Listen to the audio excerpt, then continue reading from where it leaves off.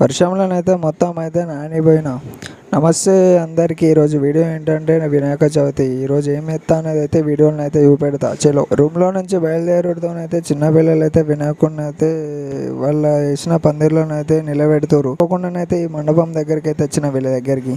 వీళ్ళకి తెలిసిన పూజ విధానంలోనైతే అగరవత్తులు అంటించి అయితే హారతి ఇచ్చి అయితే పూజనైతే చేసారు చిన్నపిల్లలు అయితే. తర్వాతనైతే సీదా చౌరస్తాకి అయితే వెళ్ళిపోయినా. కొంచెం పని ఉండేది ఉంటేనైతే చౌరస్తా దగ్గర ఉన్న మెడికల్ షాప్కి అయితే పోయి అయితే ఒక మెడిసిన్ తీసుకునేది ఉంటుంది. తీసుకొని అయితే బిల్ తీసుకొని అయితే సీదా అయితే ఒక బెడ్షీట్ల షాప్కి అయితే పోయినా. మన వాళ్ళకి అయితే ఒక బెడ్షీట్ అవసరం ఉంటేనైతే చూసి అయితే కలర్ ఇట్లనైతే రేట్ మాట్లాడితే తీసుకొని అయితే మన కాలేజ్ దగ్గరికి అయితే బయలుదేరిన.